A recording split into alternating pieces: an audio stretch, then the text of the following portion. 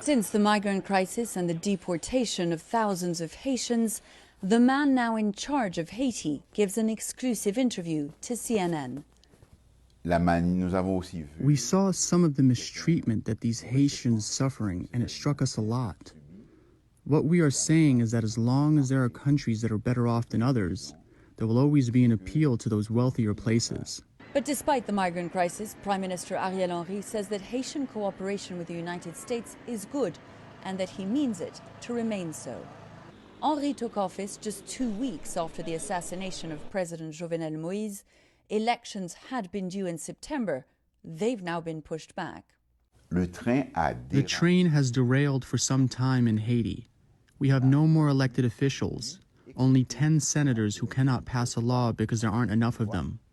We want to move as quickly as possible to the restoration of democracy through elections. But since taking over, Henry's been accused of hampering the investigation into the late president's murder by firing the prosecutor and the justice minister.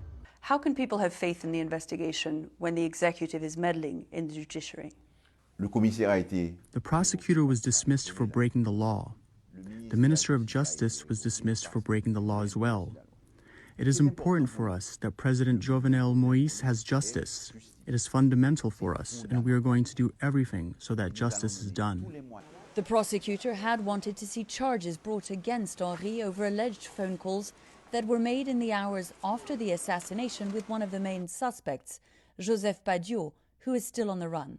The questions that the prosecutor had were about phone calls that you'd received from one of the main suspects. What is your relationship with Joseph Félix Badio?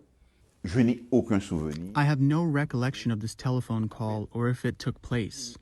I have no interest in being associated with these people, and I have never been and never will be. Despite the controversy that has surrounded him so far, Henry says that he's determined to bring stability to Haiti by taking on the gangs that control so much of the country. We have asked friendly countries for help in supporting our police to fight these bandits and get them out of public life, so that the economy can pick up, so that our children can go about their normal lives. Little comfort to the deportees returning to a country more violent and politically unstable than the one they left. Melissa Bell, CNN, Port-au-Prince.